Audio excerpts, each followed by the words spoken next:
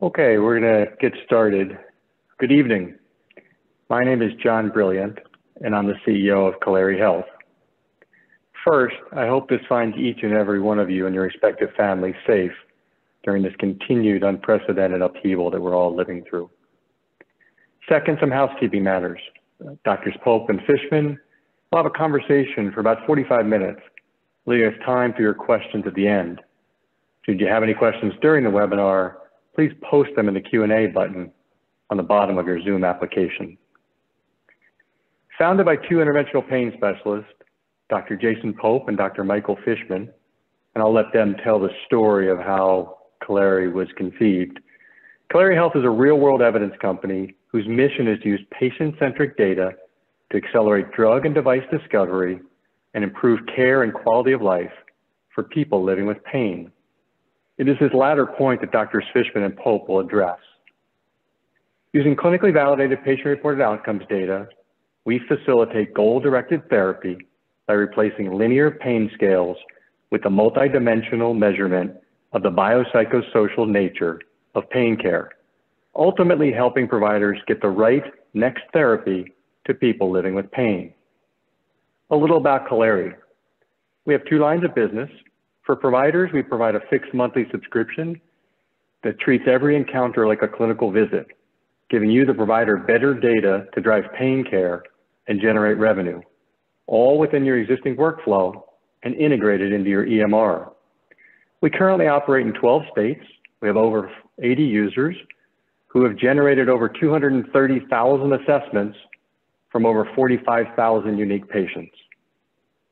For drug and device companies, we have a clinical trial or clinical study platform that allows you to collect real-world data and real-world evidence under the 21st Century Cures Act that you can use for everything from label claims, label expansion, or reimbursement.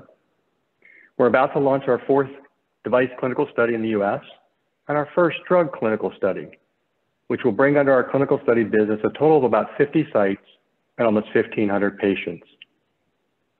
A little about our speakers. Dr. Pope is the president and CEO of Evolve Restorative Center in Northern California, president-elect of the American Society of Pain and Neuroscience, chairman for the Pacific Spine and Pain Society, and co-founder of Celéri Health. Dr. Pope has published numerous peer-reviewed articles and has been a leader in cutting-edge research and innovation within the neuromodulation and pain spaces. Dr. Fishman is a director of research at the Center for Interventional Pain and Spine, a director at large of the North American Neuromodulation Society, and a co-founder of Celéri Health. He is a key opinion leader in the field of neuromodulation and interventional pain care. He has served as an investigator on over 15 neuromodulation clinical trials and published on the subject of pain and neuromodulation in peer-reviewed journals. Enough about some background. Take it away, Drs. Pope and Fishman. Enjoy your evening.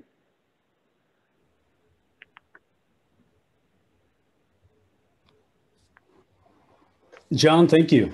That was a really warm and humbling introduction. So appreciate those kind words and welcome all to you with the chance to connect regarding the importance of separating things that are barriers in the conversation that you have with your patients. And I'll turn it over to Dr. Fishman to talk a little bit about how we kind of conceive this on a rain delay in an airport.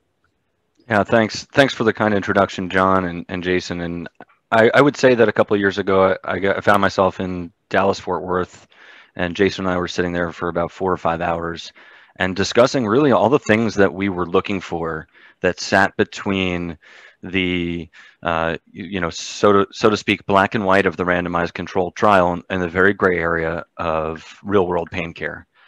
And when we thought about that, we discussed the different strategies that we had actually taken in our practices to try and answer some of those questions. And that included ugly spreadsheets and kind of a whole bunch of things that didn't make sense. And what we realized is that by automating that busy work and starting to understand how we could make each visit act like part of a study, we could accelerate what we're doing in a way that was really patient-centric. So, you know, I think for those out there who are in the pain world, and I see a number of friendly names and names that I know out there, I think we all know that pain care is not as simple as that's the structure that hurts on this particular imaging study, and if I stick a needle in it near it or an electrode in an area that targets it, that it will go away, because pain care is really an art, and success has to be individually defined. So when we think about that, we need to expand our measurement language to include dimensions that really include what matters to patients. And so when I think about real world patients, and I think about, you know, this quote from our good friend Dan Bates, you know, this is really the way I see our practices. You know, interventional pain and spine, Jason, is not exactly always the best phraseology for what we do. I actually like the name of your clinic, the Evolve Restorative Center. You know, I think the concept of well-being really does ultimately manifest itself as a construct that you can't just measure linearly. I mean, tell me a little bit about how you came up with the name Evolve Restorative Center. Well, I think you hit the nail on the head, is that when we look at a lot of the clinical data that we have, either in the minimally invasive spine space or the neuromodulation space, it used to be really focused on short-term outcomes, looking at a numerical rating scale change.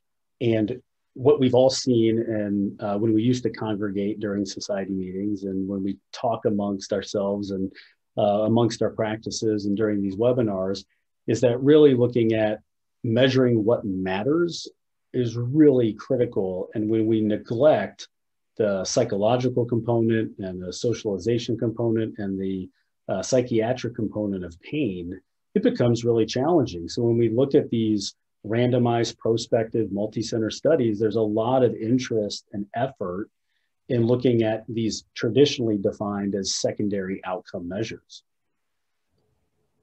But when you really think about it, and you look at studies looking at large numbers of patients and how they value their health outcomes, greater than 50% of people would subtract a year off their life to avoid being rarely depressed, not to mention often depressed in orange. But these are 3 levels of pain. And what you see is that most people are not willing to give up years of their lifespan to avoid pain nearly to the degree that they would depression. And so one of the biggest challenges that I think that we have when we focus myopically on chronic pain as a linear diagnosis and treatment is that we miss what really gets people better, and also the covariates of failure. And I think both of those are critically important, because, you know, I think Jason can tell you that, you know, we're behind many other data-driven diseases. And John, our CEO, who comes from the world of diabetes and some of the disruptive digital health companies in that space, you know, is kind of shocked that this is what we're working with. So, I mean, you tell me, Jason, what does this mean? Well, right. So I think if you don't ask the question and you're not measuring it and you're not tracking it longitudinally or looking at patient presentation, symptom clusters, diagnosis, treatment, not only individually for people, but also within your practice, I think you're really doing yourself and your community a disservice, because we have the capacity now to capture this data. And if there's been one thing that I think has been good from COVID, is the fact that it really forced an evolution of medicine to really embrace what digital health can do. And I think it's really critical. And clearly, we have to make sure that when we measure things, we do so in a validated way. And that's really important. So I talk to a lot of people that have interest in becoming principal investigators, and they are capturing some data within their practice, but not to a real great degree. And they come up with measures that they think may be important, and they certainly might be. That said, we have the capacity and we have the focus and the energy and the recommendations from a lot of our payers and governmental entities to look at validated ways to capture this data. And I don't think that there's anything better as a Promise 29. And one of the things that you can calculate from a Promise 29 is the pain impact score, which is a construct looking at pain intensity, the Promise pain interference score, and then also the physical function score. And when we look at that, that is a multidimensional, insightful, and efficient way to really capture better intensity of discomfort as compared to a numerical rating scale. Tim Deere, a good friend and colleague, I was chatting with him over the weekend, and he just published a paper, again, kind of highlighting the difference of a percentage of pain relief reduction and an actual reduction in a visual analog scale. And he published that with John Hagedorn and a few others. And so clearly what we're doing doesn't do our patients a service. And I think moving away from that and really embracing this biopsychosocial model, using something that is validated, that's been validated across multiple specialties and numerous patients, is, I think, the right approach. Yeah, I agree. And, one of the value adds here to the pain impact score is that we're not proposing it. What we're doing is really helping to operationalize the best recommendations of the past decade. And when you think about the NIH Research Task Force for Chronic Low Back Pain, this was espoused in that report in 2014, but it really never took off. And when you think about it, ultimately, this really covers a lot of your bases for what could be a meaningful improvement in your patients. And I think we all agree that there's little insight from smiley faces. And when we think about how we can use this holistically to fill that gray area that Jason and I were talking about between what happens in my clinic and what I read about in the randomized controlled trial in the journal with the, highly selective inclusion-exclusion criteria and, the way we enrich in general clinical trials, which is accepted in both pharmaceuticals and medical devices, and for patient safety and to try and understand the placebo effect. The trickle-down effect of tons of work coming down from the top, basic science, clinical research, FDA approvals, tons of time and energy spent to finally get therapies to patients, when most of the therapies that are being used in the chronic pain population, and if you look at almost every systematic review and meta-analysis, they're not marketed therapies with RCTs behind them. And so what we need to really learn about and to generate the next insights and generations of data for our next generation therapies is what are the best practices and covariates of success and failure in this very muddy disease that we're playing in. And how can we choose the next best path for that patient based on an understanding of not just one facet of their disease or a combination of a picture and a pain score. So when I think about that, and Jason is fortunately, my senior here, we've lived through a real comprehensive change in the way we think about pain and the treatment of pain, from pain as the fifth vital sign, in the 90s with JACO, and now to these, multiple expert recommendation panels telling us that biopsychosocial is the key. So why is it that there's still this big gray area? Really good question. And, I was doing some research, and a good friend, Paul Verrills, texted me this article looking at this NIH funded through this HEAL initiative, looking at something called the Back Pain Consortium, or the Backpack. And what's interesting is that it's a group of individuals that are practices that have the ability to share their data through an NIH structured grant strategy. And what's interesting is when you look at the data that they're capturing, is exactly what Michael was talking about earlier, looking at a more validated biopsychosocial, multimodal, multidimensional way to manage pain in the Promise 29. So there's components of the Promise 29 in this. I think this language that we talk about in regards to shifting the paradigm away from 0 being no relief and 100% being total pain relief strategy is largely because as we think about what's best for patients, is to measure something completely.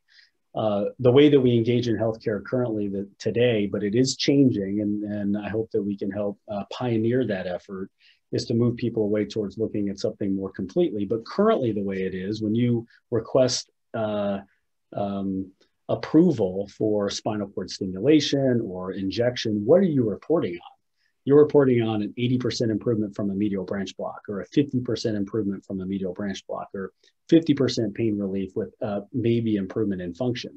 Question is, how do you measure it? And subjective percent pain relief, you know, for Jason, we did this work and presented it last year, right? I mean, subjective percent pain relief is just like, I mean, some people will tell you, just like different types of treatments are better when you look at them holistically. And if you think about giving somebody a steak, that's great. If you have a wonderful single ingredient, if you're going to have that single ingredient for dinner every night, it's going to get boring. You really need to understand that variety in life is important. And when we think about what matters to people, right, there's things that are universally and generally relevant to almost everybody. And then there's things that are really specific to people. And so you're right. How do you measure each person holistically when they're all different?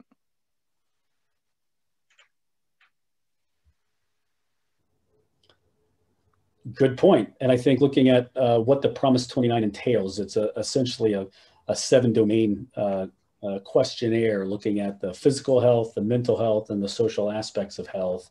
And it's done so in a validated way with crosstalks to those measures that we see in those randomized prospective multi-center studies, looking at SF36, ODI. We have those are already built. So again, we are trying to operationalize something that's already been validated across numerous disease processes. Yeah, and across the general population, because at the end of the day, and what we're really about to share with you is that in our clinics, we don't treat the general population. In pain and centers, the patients that we, I guess I lost my video there for a second. The patients that we see are different to some degree than the general population. They have their own standard deviation and their own variance. And we're going to share with you some of the data that we've found looking in aggregate at patients and understanding who we're treating and how we could hope in the future with people like you and like-minded clinicians to start directing our therapy more holistically and appropriately so that patient improvement is not just something we measure. Percent score. I'm having power. We're having some power outages in my house. I'm having like lights flicker. So I might go out, in which case I'll call in.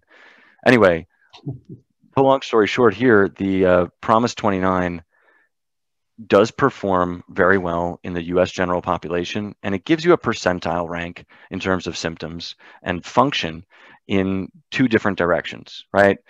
If somebody's in the 20th percentile for function, that's not very good. If they're in the 80th percentile for pain interference with activities of daily living, that's not very good. And in general, what you see is that about 20% of the population are really the people we have to worry about. So let's talk more holistically about what this looks like in chronic pain and interventional spine practices in the United States. So this is actually just recently published in the Journal of PATH.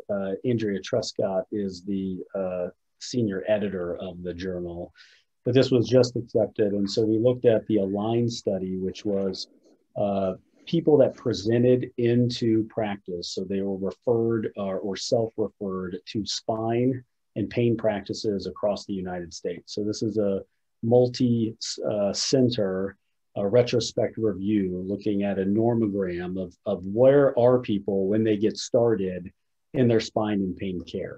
And this has never been done to this degree. So over 20,000 assessments were analyzed, and not to give you all the meat and potatoes associated with this, but it's actually very interesting to see that despite diagnosis and prior treatment, a lot of the population that we serve is actually very homogenous when we look at them through a Promise 29. And so this is pain intensity and interference. This is the pain impact score. And you can advance to the next slide. And this is the pain interference and physical function. But what this creates is the baseline of where patients are as they enter into these practices. And so this is the denominator. This is where people start.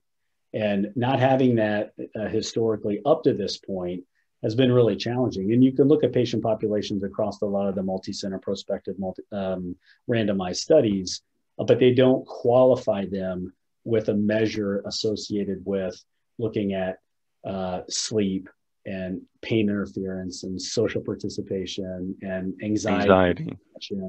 And we know that there's a lot of comorbidity associated with psychiatric challenges and pain, and neglecting that doesn't do anybody any good. And I think that's why people are starting to pay attention to it, including a lot of our industry partners that we're working with these studies on. But this is kind of a snapshot of what's been published. And so I think it's a head of print right now, but it was just accepted for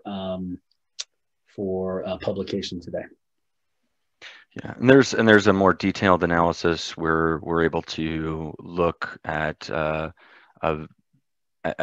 moment of very wide array of aggregate de-identified information regarding these patients to help us understand which age presents in which way. But at the end of the day, we found some really interesting thoughts in aggregate, but we started this because we didn't want just to look at aggregate patients. We wanted to be able to help the patients in front of us by changing that conversation.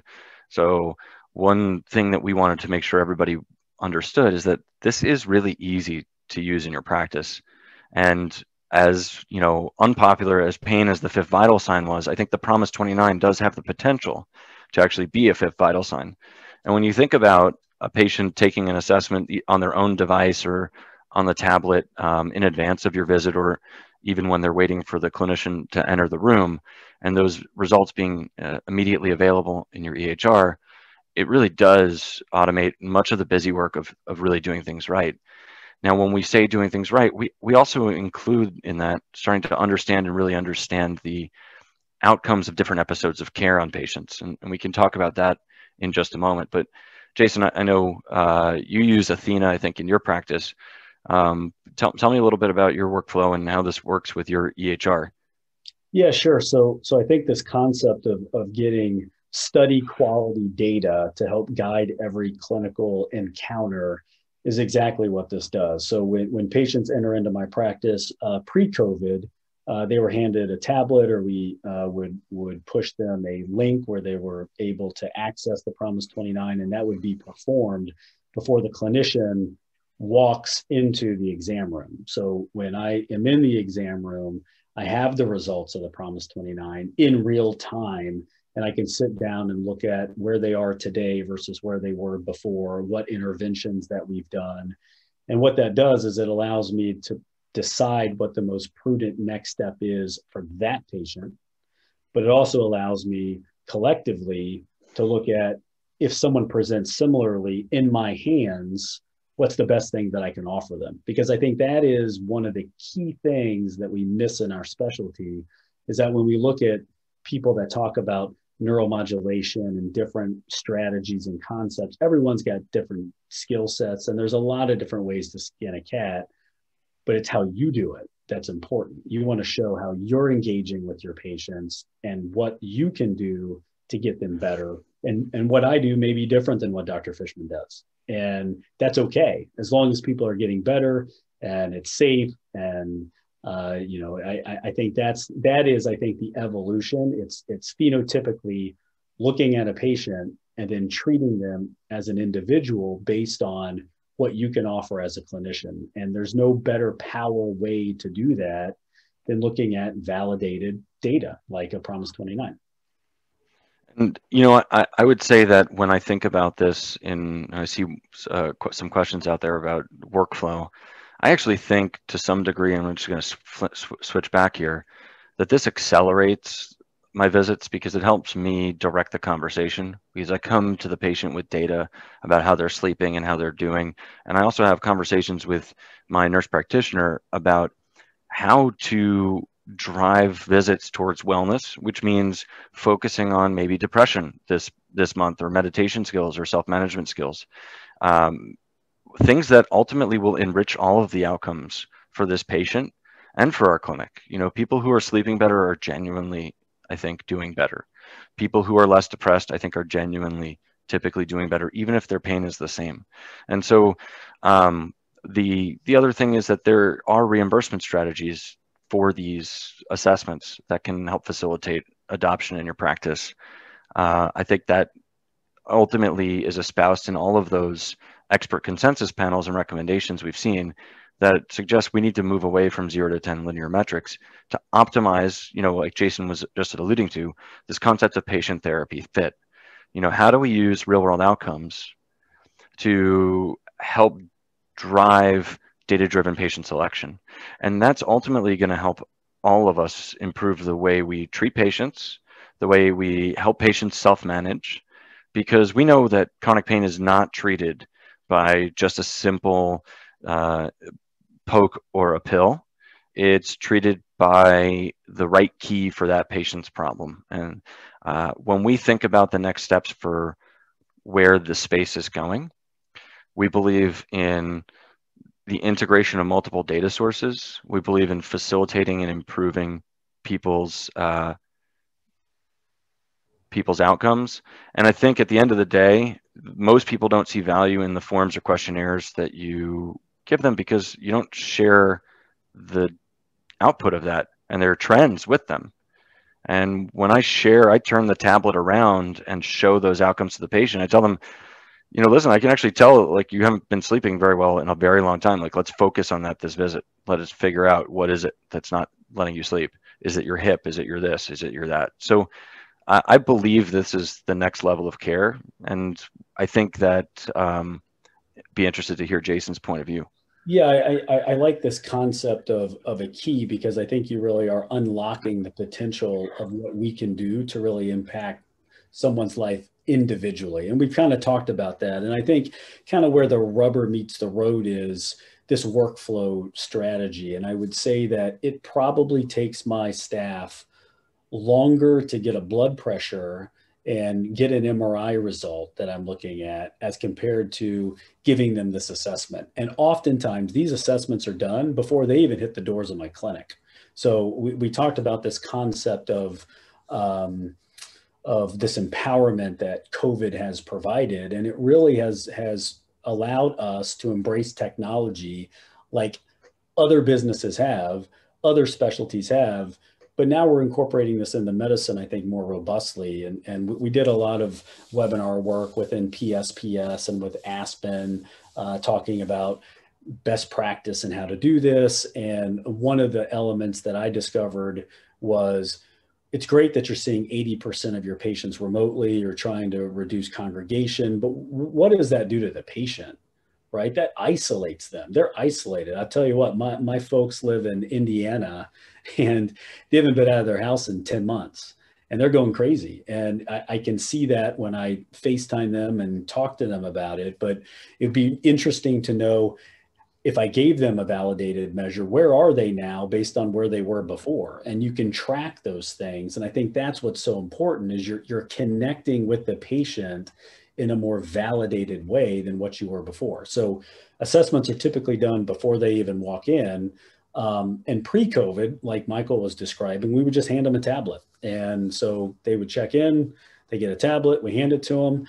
I'm doing something else, and by the time I walk in the room, they're done with the tablet. And this is a representation of what that looks like. And so we have longitudinal tracking of how they did with their assessments, and then also the individual scores of the 7 domain of the Promise 29, with it already being, I think, giving you some focus on how to direct the conversation. And again, this has sped up or made the encounter more efficient by me looking at it and then me just walking in and saying, I can see you're not sleeping well, or I can see your social participation's poor.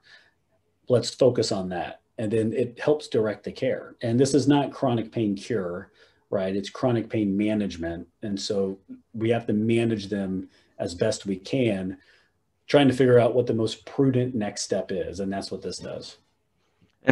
And you know, also one of the things that we care a great deal about, and I'm just skipping back here, is understanding the episodes of care surrounding interventions and different therapies, and then starting to understand, you know, what those trajectories look like. And this can prove as a trigger for a number of different things in your practice.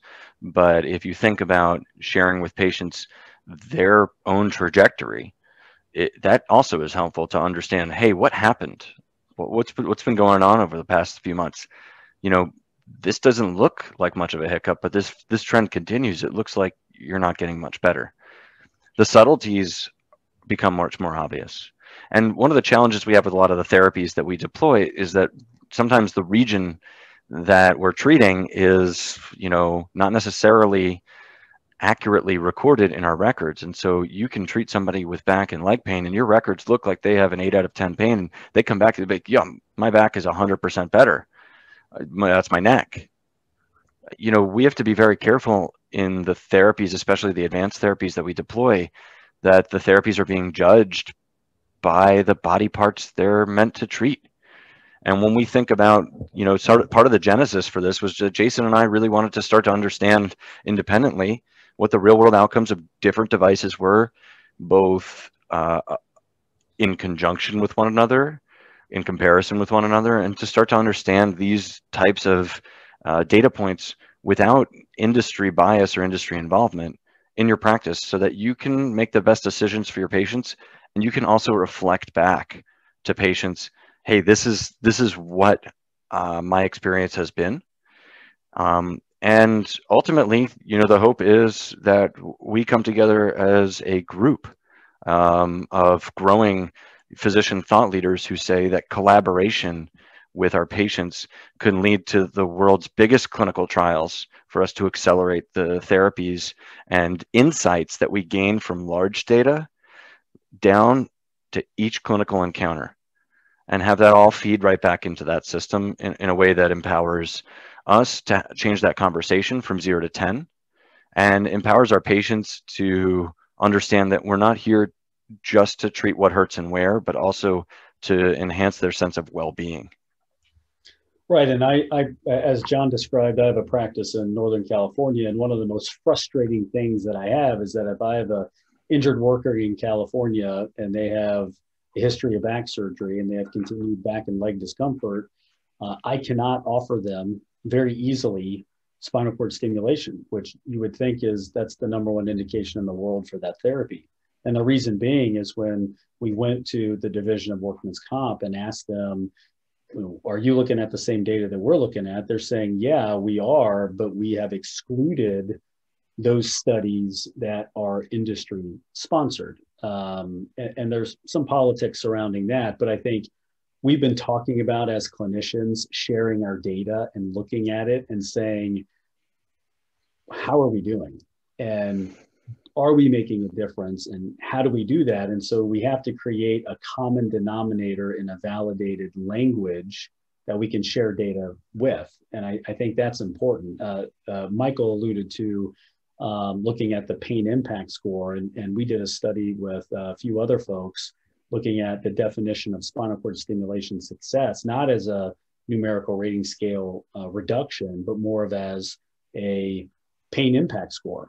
And we called it the STEMPAC study. And this was presented at NANS last year, I think, by Rob Heros. And the power of this was that we said, well, how can we collaborate doing this study? And this is a study with a big data set, and we had 127 patients, and this was done in 4 months.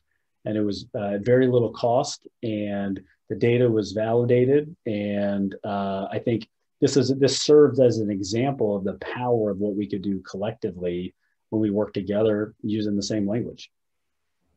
And that goes beyond just the inherent problem that we have a broken measurement system in chronic pain. It goes to the point that Jason just mentioned, that the collaboration between physicians, patients, and industry needs to be balanced so that we can ensure that we're driving forward the right therapies for the right patients at the right time. And that will benefit everyone.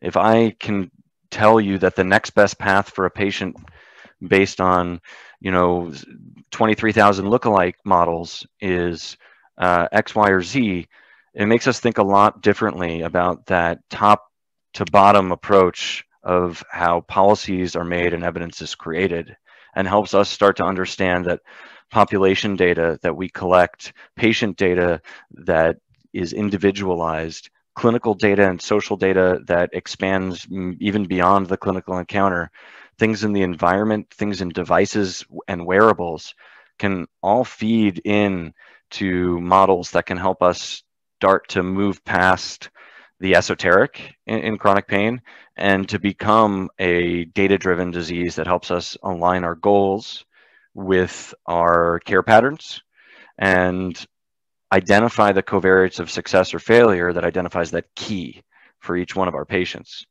And so, I don't see any of us moving forward in what we want to do to fulfill our mission to our patients and to ourselves unless we're able to create this virtuous loop. Yeah, I think as Michael's describing, the potential is not only having objective patient-reported outcomes that can help drive inflection points in the therapeutic window that we have to operate. I think also we can look at some of the physiologic things that can happen. And then now we're starting to get powerful data that can help us intervene faster and most appropriately based on the symptom cluster presentation, diagnosis, treatment before. I think that's really the thing that drives society. Everybody's focused on cost effectiveness. And I think acquiring data like this in a cost-effective manner and then allowing you to make this the prudent next step, that's an easy conversation to have when you talk to insurance carriers and when you talk to your patients about giving them efficient care. And I think that's really what it comes down to. And so, I think largely as we move into this next phase of pain care and medicine in this digital world, solutions like this is absolutely the most appropriate next step. Yeah, thanks, Jason. I see some questions out there. So condition-specific pain. So that's a great question. There are PROMIS measures for the cancer pain population within the PROMIS API. We do have access to those. Additionally, when we think about, as we mentioned before, a minimum data set, what we really want to think about is what's important both universally and in a condition diagnosis or treatment specific way. So one really good example is the Backpack Consortium that Jason mentioned, which uses a combination of different data elements as the minimum complete data set for patients with back pain. And we're committed at Celéri Health to establishing those minimum data sets for a variety of different conditions as we expand our universe.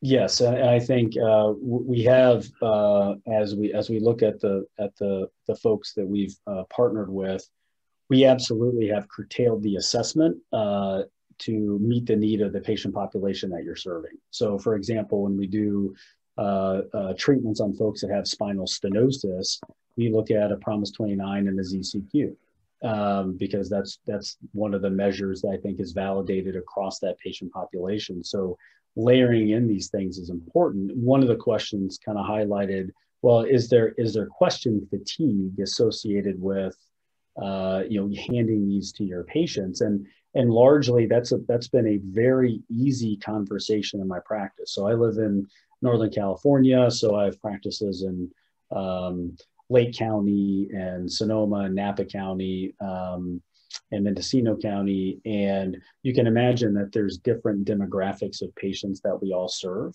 Interestingly enough, most folks have a smart device. And so it makes it really easy to say, if they can get on a Facebook page, which my mother can get on a Facebook page, they absolutely can answer these. And the way that we advertise it is just that this helps us take a picture of you over the course of the week, to help us guide decision making better.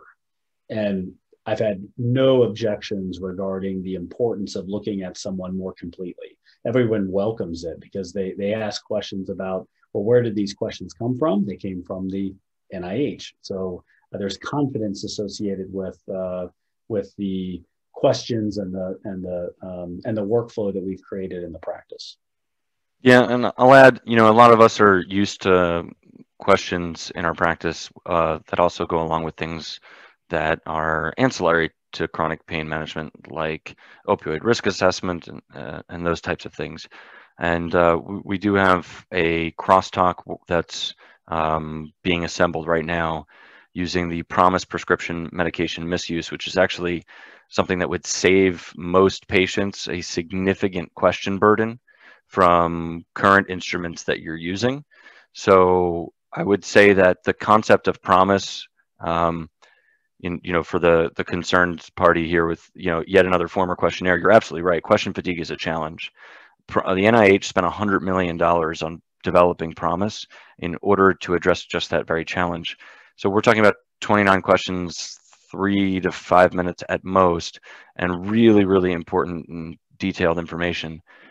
When you think about the ODI, that's 10 questions, but there's a lot of responses per question. There's a lot of choices per question. When you think about the DAST or the audit questionnaires or the ORT, which most of us are not using, or the SOPR, which is 24 questions, I agree with you.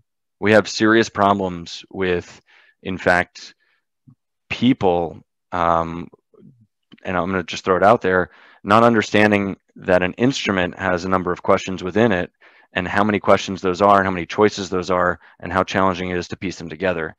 The fortunate thing is the NIH really understands that to get good data, question fatigue is a problem. So PROMIS is designed using something called item response theory, and it's designed to actually use the fewest number of questions to get the highest quality scores.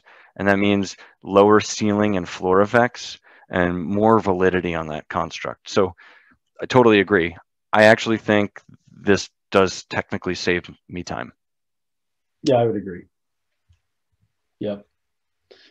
There's another question about reimbursement, and I would ask, I think there's follow-up opportunity associated with that. So I think we can certainly give that information. Yeah. So a couple of the other things that are important to us is that this actually does work for us in terms of automating some of the things that, scratch the own itch type of thing. So for example, every time I implant a patient with a device, I automate their post-operative outcomes. So that patient is, I tell them all, I'm going to, send you a text message or an email. Which would you prefer?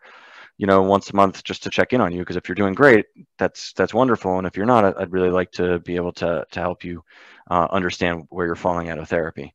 That's my way of checking in on you and also understanding how I'm doing with treating patients and how I can maybe help other patients like you by understanding your outcomes. So that's the talk track. Now, when you start to think about the different silos of information that us as physicians have access to, it's a real challenge to be able to integrate data sources in a way that's meaningful to you to answer your own questions about how you're actually performing in your practice.